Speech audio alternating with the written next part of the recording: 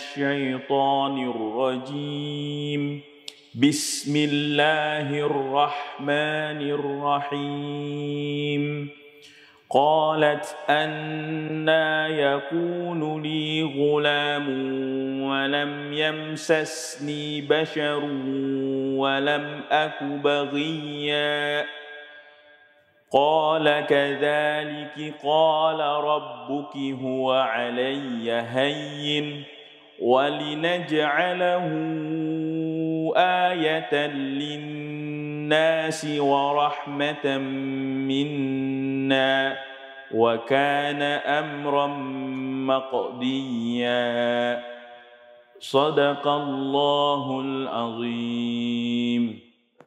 Alhamdulillah Guru. Kalau boleh tahu tentang apa tadi suratnya Guru? Ini berbicara, surah Maryam berbicara tentang kelahiran Nabi Isa. Alaihissalam. Nabi Isa alaihi salam, alaihi wa ala nabiyina afdhalus salatu wassalam.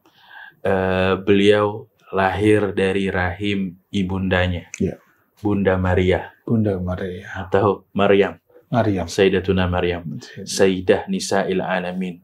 Salah satu pemimpin perempuan di dunia ini. Ya. Di dunia dan akhirat. Ya. Sayyidatuna Maryam. Oh. Beliau terlahir tanpa seorang bapak. Tapi benar-benar ini merupakan kuasanya Allah Subhanahu wa Ta'ala. Sekarang ada yang lahir tanpa bapak, bapaknya yang mana bingung. Itu beda cerita, beda cerita. Tapi Sayyidatuna Maryam terjaga, beliau sangat wanita suci, terhormat, jauh dari tuduhan perbuatan zina. Ya, akan tetapi Allah ingin menunjukkan kekuasaannya bahwa Allah Maha Mampu. Wanita bisa melahirkan tanpa laki-laki sekalipun. Oh ya Allah. Gitu. Seru banget ya tentang pembahasan surat Maryam. Assalamualaikum warahmatullahi wabarakatuh. Sahabat-sahabatnya, alhamdulillah. Bagaimana kabarnya? Semoga dalam keadaan sehat walafiat. Sahabatnya, hari ini kita akan ngaji sore tentang judul yang mungkin sahabat-sahabatnya pernah bertanya-tanya tentang. Judul kali ini adalah kodrat manusia. Kita akan bahas dari segi Ustadz. Tadi Ustadz udah spill dikit tentang kodrat surat Maryam yang mana wanita kalau Allah punya mau lahir tanpa bapak juga bisa. Ini intinya dari pandangan Islam ya Ustadz ya. Allah punya cara sendiri kalau mau lahir manusia tinggal kun gitu. Ya. Jadi, kun fayakun. Bahkan lebih singkat daripada perkara kun fayakun. Oh gitu. Kalau kun fayakun harus ngomong dulu kun. Ya. Tanpa kun pun juga Allah Maha Mampu menciptakannya. Kalau kita mau mendapatkan sesuatu prosesnya lama. Ya. Prosesnya lama, bertahun-tahun. Ya. Bahkan yang pengen menginginkan supaya Indonesia maju berapa tahun untuk memajukan Indonesia. Mereka aja udah 79. Iya. Tapi kalau dengan kuasanya Allah, maju bisa aja Indonesia. Iya. Amin, insya Allah mudah-mudahan maju. Ya. Makanya kita mendekatkan diri pada Allah Subhanahu wa Ta'ala biar kita mendapatkan keistimewaan, jalur-jalur istimewa. Jadi kalau dibilangin tadi Allah tinggal kun doang. Lebih ringkes daripada kun. Tanpa kun pun juga Allah bisa menjadikan segalanya apa yang Ia kehendaki. Oh gitu. Gitu. Yeah. Termasuk juga dengan kelahirannya Nabi Isa alaihissalam. Gitu. Ustadz, tadi kan Ustadz bilang ini kan menyalahi aturan kedokteran kalau bahasa dunia. Kalau mandangnya bahasa segi dunia. Kita kan akan membahas tentang kodrat manusia. Sebelum membahas secara definisi, apa sih Ustadz pengertian tentang kodrat, Ustadz? Kodrat gimana ya? Mungkin sama dengan takdir. Oh, takdir. Takdir ini ketetapan dari Allah Subhanahu wa Ta'ala yang kemudian terjadi dialami oleh saat ini di alam dunia. Kayak misalnya Allah sudah menetapkan qada. Ada qada nih. Kemudian turun kepada qada, ketetapan tersebut turun kepada makhluknya. Maka berubah menjadi takdir. Jadi takdir. Emang takdirnya. Kayak kita nggak tahu, mungkin kita ini ditentuin sama Allah Subhanahu wa Ta'ala, udah ditentuin sama Allah Subhanahu wa Ta'ala, bakalan ketemu Afif sama Bintang nih, bakalan ketemu. Nah, itu kan ditentuin sama Allah Subhanahu wa Ta'ala. Jauh waktu, nggak tahu kapan, udah lama banget. Terus ketemu beneran, ini takdir nih. Nah, takdir. Apalagi perempuan gitu ya, lahir anak perempuan, mungkin udah ditentuin sama Allah Subhanahu wa Ta'ala. Udah ditentuin sama Allah Subhanahu wa Ta'ala bahwa dari fulan sama fulana bakalan lahir anak perempuan. Lahir perempuan, nah itu tuh takdir tuh. Udah kejadian deh. Nah, udah kejadian. Begitu. Nah, yang bisa kita usahakan, sebenarnya kan bisa kita usahakan ranah yang kita disuruh ikhtiar dengan doa. Doa minta sama Allah Subhanahu wa Ta'ala ketetapan-ketetapan ini tersebut, mudah-mudahan diturunkan yang lembut-lembut gitu kan. Ya Allah. Yang nikmat-nikmat, yang menyenangkan, yang apa. Boleh kayak begitu. Terus tadi kita bicara tentang qada. Ada kodrat yang dari sananya udah Allah takdirin. Ada fenomena sekarang, Ustaz, biar semua juga tahu, Islam itu kan tidak suka yang kalau bahasa alay perempuan ke laki-lakian atau dibalik, Ustadz. Laki-laki yang ke perempuanan. Ustadz, bagaimana sih Ustadz hukum laki-laki yang menyerupai perempuan atau baliknya, Ustadz? Nah, ini ancamannya laknat dari Allah Subhanahu wa Ta'ala. Mungkin terlalu ekstrim. Kita harus bertoleransi gitu sama mereka yang memirip-miripin dia laki-laki tapi mirip-miripin perempuan. Harus bertoleransi hak azazi manusia. Kalau ente menjunjung hak tinggi hak azazi manusia, maka hormatin ente udah dimanusiakan oleh Allah Subhanahu wa Ta'ala. Dengan walaqad khalaqanal insana fi ahsani taqwim. Kata Allah Subhanahu wa Ta'ala, sungguh kami telah menciptakan manusia dalam penciptaan yang sempurna. Ya, paripurna. Ente diciptakan sebagai laki-laki, udah terima, itu udah takdirnya dari Allah Subhanahu wa Ta'ala. Jangan kemudian dirubah atau bahkan orang tuanya menginginkan anak perempuan, akhirnya yang laki-laki diperempuan-perempuanin. Ini bahaya kayak begini. Ya tadi kalau kayak begitu gimana? Ya nggak boleh. Nggak boleh. Yang pertama nggak boleh mungkin dari sisi gaya. Dari gayanya, gaya bicaranya. Laki-laki dikemayu-kemayuin jadi cewek gitu ya. Habis itu apa lagi? Gerak jalannya. Gerak jalan. Ini kalau emang disengaja emang itu seperti itu supaya jadi kecewek-cewekan, ke perempuan-perempuanan padahal dia laki-laki, maka dia sama aja kayak mengundang laknatnya Allah Subhanahu wa Ta'ala. Segera bertobat, minta maaf sama Allah, terimalah ketentuan Allah Subhanahu wa Ta'ala yang telah dilahirkan sebagai laki-laki atau sebaliknya telah dilahirkan sebagai perempuan. Itu dari gayanya, gaya bicaranya, gaya jalannya ya. Kalau memang ternyata misalnya emang suaranya kayak begitu, dia nggak dibikin-bikin. Nggak dibikin-bikin. Dia laki, emang suaranya kayak perempuan, lembut dan sebagainya. Coba berjuang untuk menampakkan lebih kelaki-lakiannya. Berjuang untuk menampakkan kelaki-lakiannya. Bahwa aneh laki-laki, suaranya, coba aneh jadi laki-laki yang sesungguhnya. Gitu. Perempuan juga gitu? Perempuan juga begitu. Misalnya perempuan, kok ini suaranya kayak laki-laki nih. Coba aja selanjutnya sebagai perempuan gitu. Ya, di luar dari kendali dia nggak mampu, itu udah nggak masalah. Nggak masalah. Juga yang nggak diperbolehkan kan itu dari bicara, gerak badan, gerak tubuh, dan juga perhiasan-perhiasan yang emang itu jadi identik milik.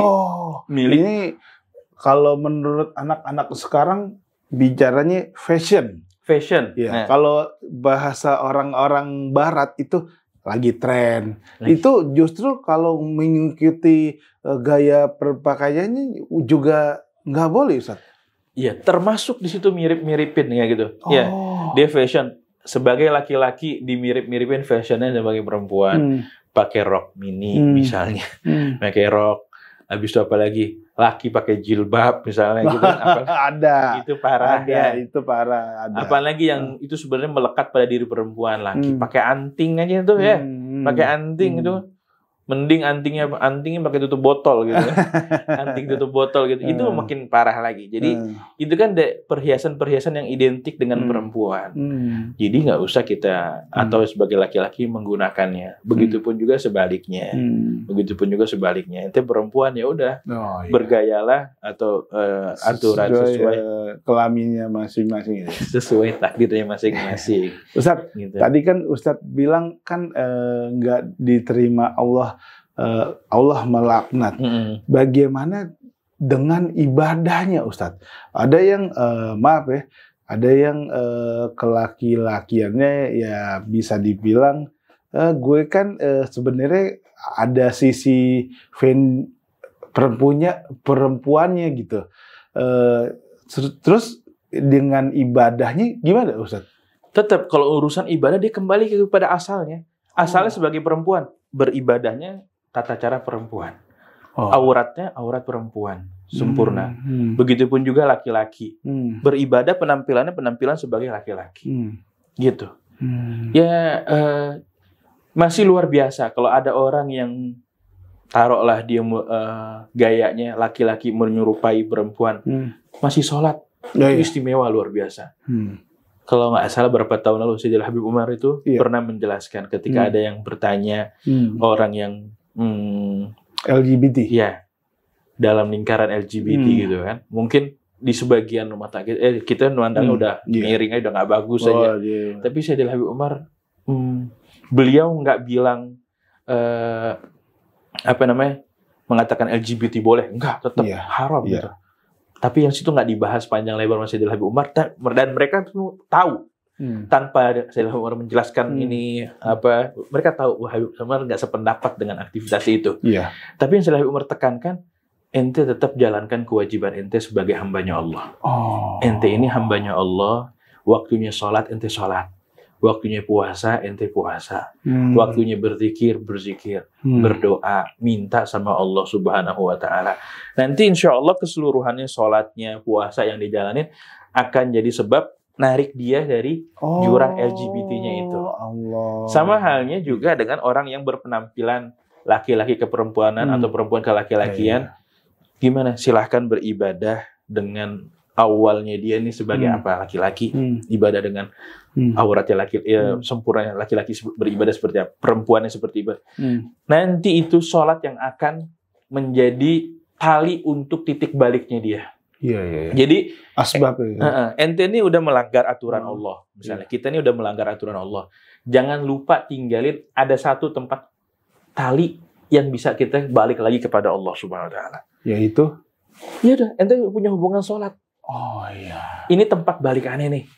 Aneh udah begini, masih sholat, itu berpeluang balik lagi. Ya. Ada orang yang kan cerita dia mencuri, tapi jalanin puasa sunnah. Gimana ya, mencuri dosa. Puasa sunnahnya syai' akhar. Puasa sunnahnya lain lagi. Beda urusan. Dia berharap dengan puasa sunnah ini ada tempat emergency exit bisa buat balik lagi kepada Allah Subhanahu wa Ta'ala. Di saat dia udah banyak berbuat kerusakan, melanggar aturan Allah Subhanahu wa Ta'ala. Masih mikir ke situ ya. Iya. Jadi buat yang masih terjerumus di jurang seperti itu, ya ente jalanin kewajiban. Sadar bahwa ente ini hambanya Allah. Kita sebagai makhluknya Allah diatur oleh Allah Subhanahu wa Ta'ala. Toh kita juga dimodalin sama Allah, dikasih rezeki makan, tempat tinggal, minum, itu semuanya dari Allah Subhanahu wa Ta'ala. Jadi sudah sepatutnya kita ini tunduk dan patuh kepada yang ngasih fasilitas kita semuanya. Kalau kita di kantor aja mau tunduk patuh dengan aturan bos kita, karena kita digaji setiap bulannya, masa kita nggak mau tunduk patuh sama Zat yang Maha mengatur seluruh kehidupan kita. Ya, begitu. Makin seru nih. Tapi sahabat-sahabat Ngaso, kita akan jeda dulu. Kita akan lanjut di segmen berikutnya. Jangan kemana-mana, tetap di Ngaso. Wassalamualaikum.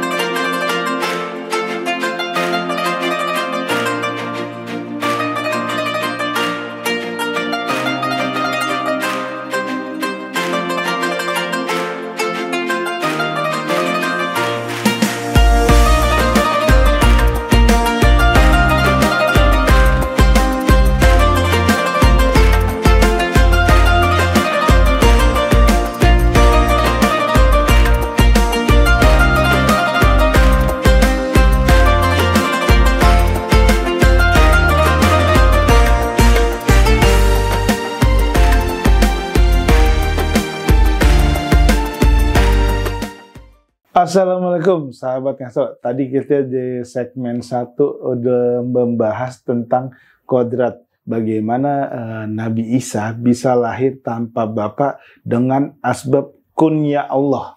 Bahkan Ustadz jelasin tadi, Allah kalau punya mau, belum bilang kun, kalau Allah udah punya mau, bisa semua Ustadz. Yang bisa lebih cepat dibanding lafadz kun. Tanpa kun pun juga Allah nggak terikat dengan lafadz kun. Ustadz, ini kan ada fenomena yang udah lahir di dunia, dimodalin sama Allah semuanya, organ tubuh lengkap. Bagaimana kalau orang yang merubah kodrat, Ustadz? Contohnya dengan operasi. Apa pandangan Ustadz? Nah,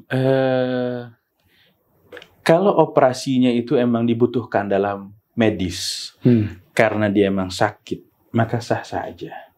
Kayak contoh misalnya di bibirnya sumbing. Ya, kayak bibir sumbing, atau di gigi ya, kadang gigi juga ada gigi kan, giginya harus di ini kata ilmu medis demikian, dan emang ini karena penyakit kemudian dia mau sembuhin, boleh-boleh aja. Tapi kalau tujuannya bukan karena itu memang tuntutan dari medis dan sebagainya, ya nggak boleh.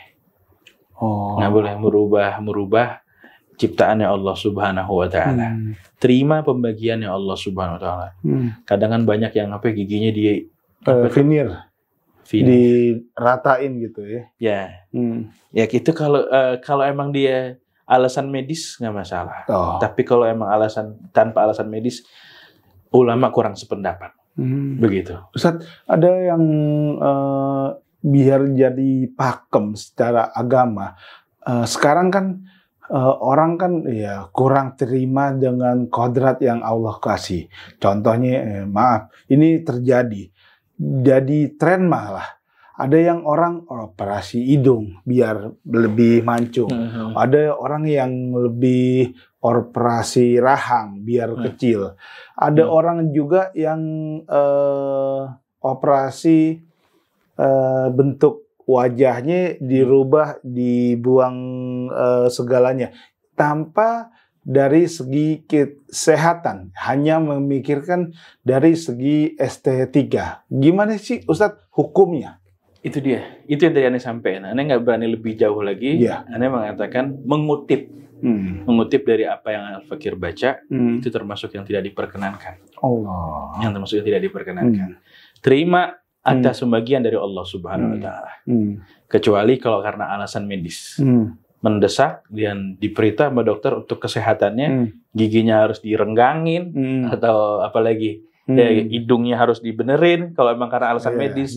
Tapi kalau emang udah kayak begini, aneh pengen mancung saat ini operasi plastik ya di Korea tuh yang operasi plastik lagi.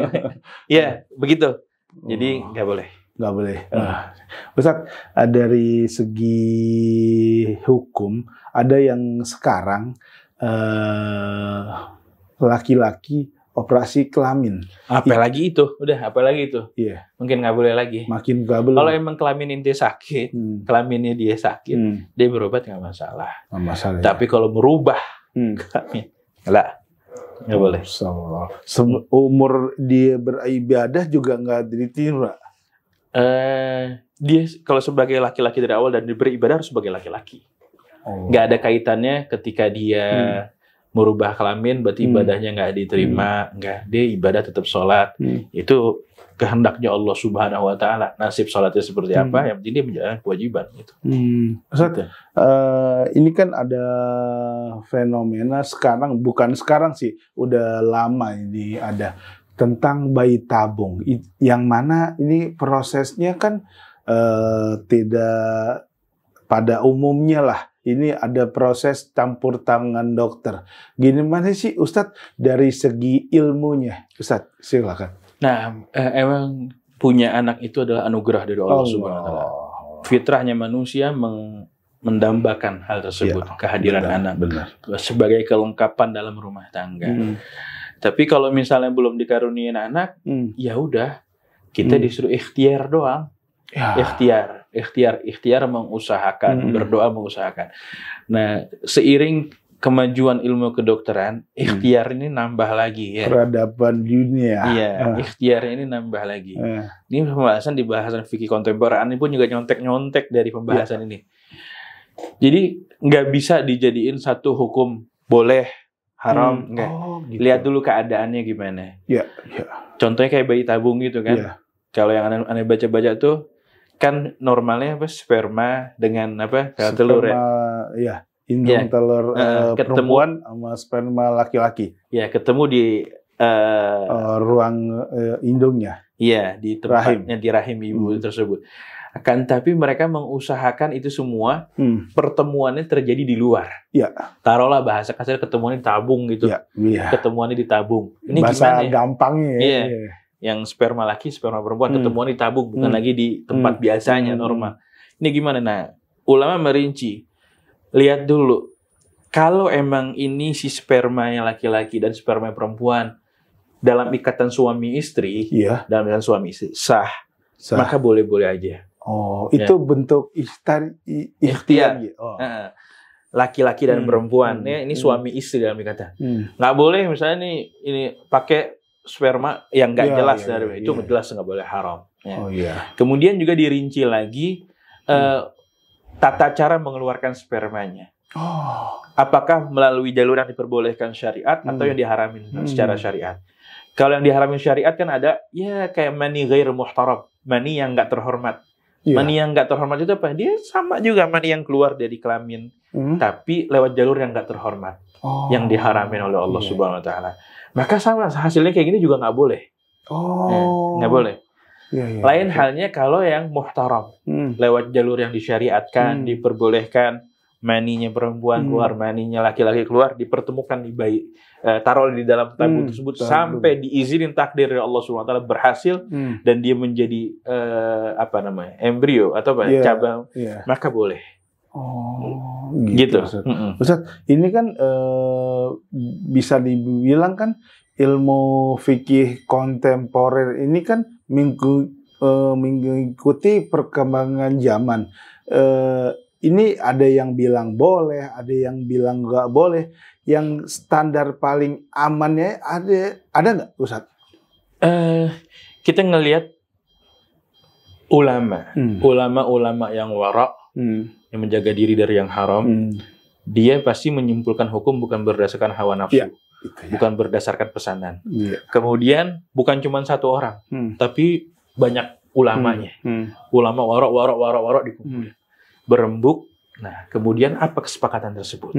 Ya hasil ijtima'nya deh, hasil ijtima'nya. Nah, itu yang kita jadi rujukan. Itu sih. Ustaz, ini ada pertanyaan, Bang, boleh nggak kalau merubah kodrat badan yang tadinya jelek ditato? Gimana, Ustaz? Ditato. Tato haram. Allah melaknat orang yang tato dan yang mentato. Dua-duanya. Yang tato dan yang mentato.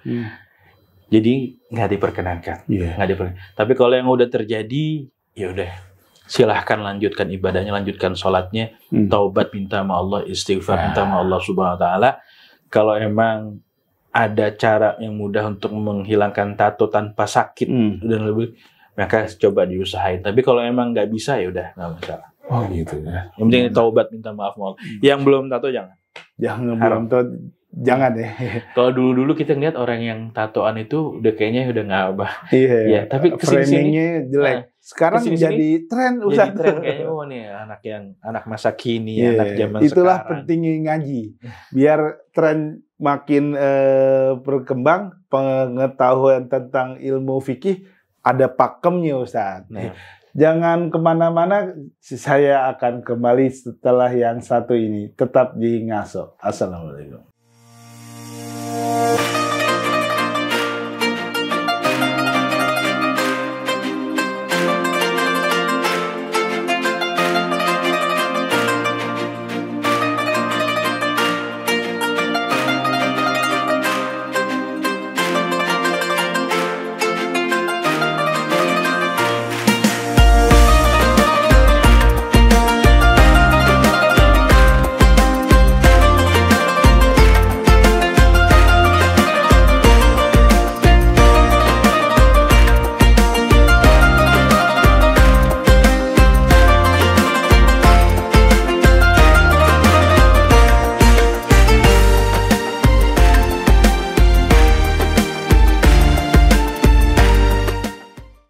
Assalamualaikum Ustadz, segmen 1 udah, segmen 2 udah, baca Quran udah. Ini inti sarinya ini Ustadz. Kesimpulannya dong Ustadz minta. Nah, kesimpulan di kajian sore kali ini atau ngaji sore ini, kita senantiasa untuk mensyukuri Allah, ya. Kudrat Allah Subhanahu wa Ta'ala, takdir yang Allah Ta'ala tetapkan untuk diri kita semuanya. Meski bentuk mensyukurinya itu juga bisa kita aplikasikan sebagaimana arahan Nabi Muhammad SAW. Bukan berarti udah aneh kayak begini, berarti aneh nggak mandi lagi, berarti aneh ini ciptaan Allah udah kayak begini, aneh nggak mandi lagi. Nabi SAW mandi, Nabi SAW nyisir rambut, Nabi SAW pakai minyak wangi, Nabi SAW apalagi bersiwak, Nabi SAW itu usaha untuk tampil yang baik, tampil yang bagus, tampil yang baik, tampil yang bagus, dengan tetap dalam koridor syariat. Jangan sampai memaksakan pengen tampil baik dan bagus, cantik, tapi nabrak-nabrak syariat. Oh iya. Itu Nabi SAW demikian. Dan kita disuruh tampil wangi, bawa sisir, apalagi pakai sifat mata, itu boleh-boleh aja. Pengen tampil fashion ala Nabi Sallallahu Alaihi Wasallam, gitu. Intinya bersyukur yang udah kasih. Usaha kita untuk menerima kodrat itu apa, Sot? Usahanya manusia. Usahanya manusia ya kan. Idza nazara ahadukum ila man fuddila alaihi fil mali wal khalq falyanzur ila man huwa asfal minhu. Kalau ente ngelihat ada orang yang dianugerahin dari harta dan penampilan yang lebih, lebih cakep, lebih cantik, lihat yang ke bawahnya lagi. Lihat yang ke bawahnya lagi. Ada orang yang hidupnya pas-pasan, duitnya nggak banyak, hartanya sedikit, penampilannya nggak yang mewah tapi sederhana. Sementara ini bisa tampil, itu bakalan menjadi kita orang yang banyak bersyukur. Tapi kalau kita kebanyakan dongak, akhirnya nggak bersyukur-syukur. Masya Allah. Gitu. Ilmu yang dari Ustadz ini kepake khususnya buat aneh nih.